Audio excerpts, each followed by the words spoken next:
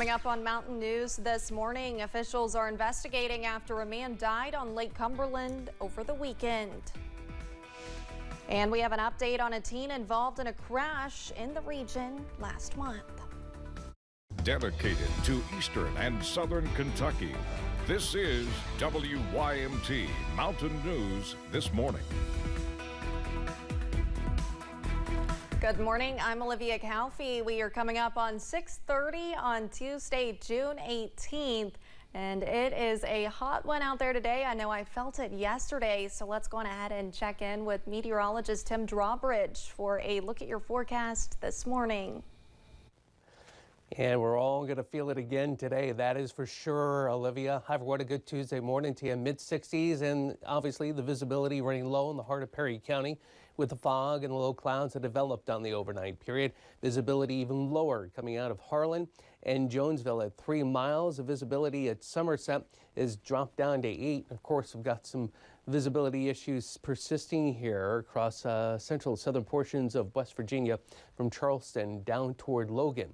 Temperature-wise, you can feel it. It's a typical early start to a summer day. Yes, I know it doesn't officially begin until Thursday, but Mother Nature flicked the switch early on us here in the last week. But conversely, we were lucky leaving May into June with how pleasant things were.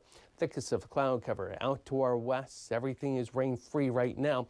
But as we head from the morning into the afternoon, we'll keep an eye on the radar because it's pretty much mid to late afternoon into this evening, like yesterday, where we end up seeing a thunder shower threat start to pop up. Heavy downpours, the main concern, and a high today in hazard up to 90. More about the first alert 7-day forecast and maybe another record-breaking high this week. We'll talk about it coming up in this half hour. Olivia? All right, Tim, thank you. A new federal regulation went into effect yesterday that sets new standards for coal mining across the country. It's going to change how mines in Kentucky operate. Sean Bowdy tells us how silica dust exposure and why the federal government is trying to limit it. A new federal rule will regulate how long miners can spend around silica dust, a carcinogen linked to multiple deadly diseases. 1 in 5 miners right now in Appalachia is getting black lung, an absolutely terrible disease for which there is no cure. Congressman Morgan McGarvey and the Mine Safety and Health Administration talked with reporters when it went into effect Monday. The Mine Act's very clear about what my agency's responsibility is in this space, and it's to prioritize the safety and health of the nation's miners. Mine operators will have to take corrective actions once a certain threshold of silica dust exposure is met. Imagine any industry here in Louisville, Kentucky, where if 20% of the people who went to work every day were going to contract a non-curable disease where they couldn't breathe and were ultimately going to die. We would do something about it. Critics view the rule as federal overreach and another attack on the coal mining industry. A representative from North America's largest mine workers union doesn't see it that way. It is a great day for the miners across this country. Steve Earle of the United Mine Workers of America says he and the union's 70,000 members, for the most part, get it. I think they realize that this is in their best interest. This means miners will not be breathing silicate dust particles that get in their lungs that's killing these miners at a young age. This rule is currently being challenged in a federal court. In Louisville, Sean Bowdy, Wave News. The Corbin Police Department issued a golden alert for a man last seen on Saturday. Officials are searching for 27-year-old Cameron Carthers. He was last seen in the Master Street area of Corbin. Carthers reportedly needs medication. If you have any information on him, you are asked to call the Corbin Police Department at 606-528-1122. We have an update on a deadly Bell County crash we told you about last night. We now know the name of the victim. The Bell County coroner identified the man as 53-year-old Denton Danny Lee Oaks of Somerset. The crash involved a Red Bull truck and a coal truck on US 119. Officials say the Red Bull truck hit the coal truck in the rear. Kentucky State Police is investigating after one person died in a McCreary County crash. The accident happened on US 27 and Southern Highway Around 5:30 on Monday, 18-year-old Cameron D. Burke of Stearns was pronounced dead on the scene after being particularly ejected from the car. Two of the passengers in the other car were flown by helicopter to the University of Tennessee for non-life-threatening injuries. One person is dead after a crash in Martin County. That crash happened yesterday morning at Rebecca Griffith's home at 1489 East Main Street in Inez. The coroner says the car reportedly rolled down a hill, dragging Griffith with the car before it flipped on top of her. Two people are facing charges after police say they responded to a report of a truck hitting a fuel pump at a gas station. Deputies with the Knox County Sheriff's Office received that call just after 12 p.m. After the truck left the roadway on US 25E, it struck two tractor trailers as well as a fuel pump. Robert Reed was taken to the Knox County Detention Center. William Barton was taken to Barberville ARH for observation after deputies say he was more than 4 times over the limit of intoxication.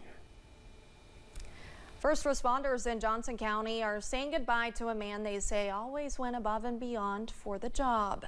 WYMT's Buddy Forbes has more about the constable, who was so much more. Bruce Ritz served his community with care. More than just a constable, he was like a father figure to me. You know, he was somebody I could go talk to. You know, if I had problems, he would always say, "Don't worry about it. It's going to be all right." First responders say the 74-year-old Johnson County constable devoted his time to taking care of his neighbors, especially the area children. That was Bruce. He cared about everybody. He loved doing law enforcement.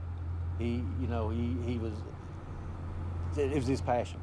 He every time we would get into something, he would just put a big smile on his face and he's like, "Let's go, let's get it." Ritz died Friday, and the city of Paintsville parked his cruiser in front of City Hall as a memorial to his service. I could call him any time of the day and night, and he would be there. And now it's going to be really hard that I can't call him, and he's not going to be there. So he's truly going to be missed. Those who worked by his side say he will always be a part of their family, and the memories will never fade. I just wanted to tell his family that we love them. We're praying for them every day, and if they ever need anything from us, they know where we're at. In Johnson County, Buddy Forbes, WYMT Mountain News. The city is encouraging community members to pay their respects to Ritz while his cruiser is still parked outside of City Hall.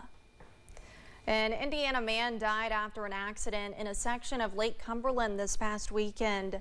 Now officials are looking to see if it was the result of a drowning. It happened in a section of Lake Cumberland in Wayne County, the area where 39-year-old Jason Bradley's body was found. It was in about 40 feet of water. Officials believe he hit his head either as he was jumping into the water or after he went in. And officials say personal flotation devices are very important for staying safe while on the water.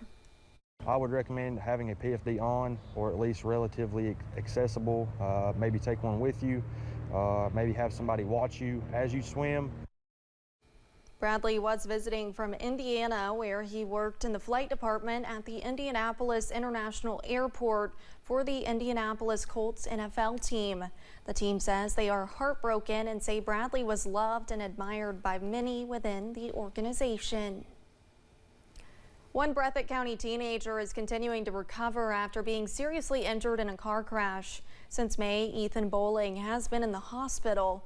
Last week, he got to move to a rehab facility closer to home. His mom, Elizabeth Little, says the community has rallied around her son since the crash, showing support in several ways. We are a family.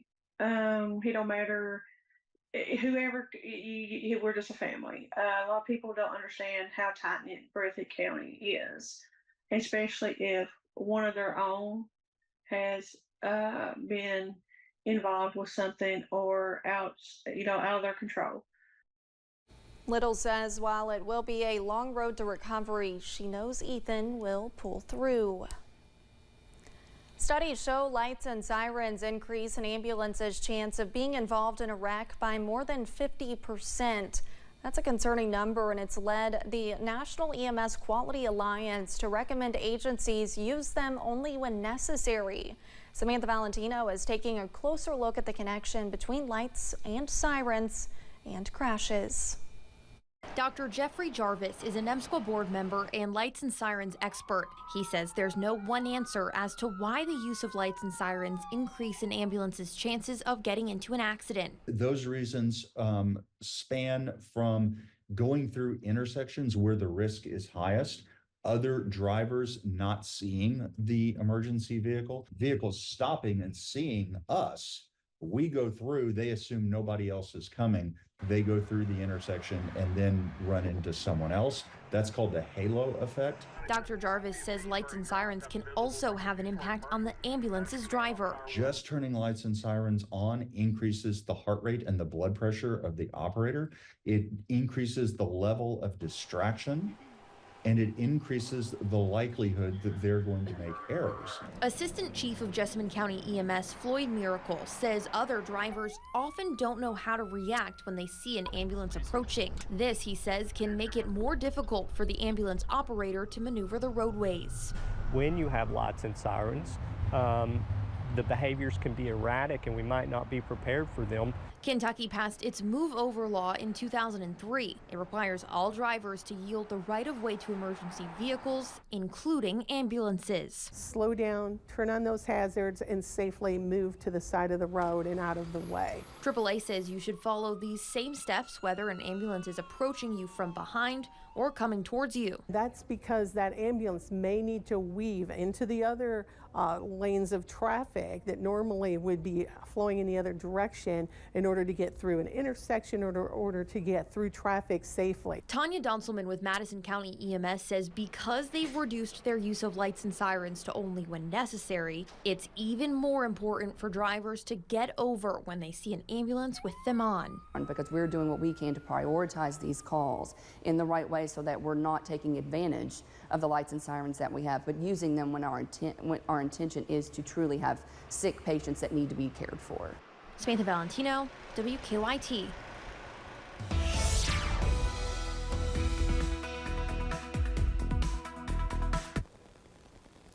Good Tuesday morning to you. Outside our door, we've got the low clouds and fog, and that's the case as you leave Hazard southbound again this morning through Harlan. The visibility now in the update, it's a half mile or less in spots, so keep that in mind. Some extra time as you go to work and school this morning. All right, let's go ahead and look at the temperatures right now.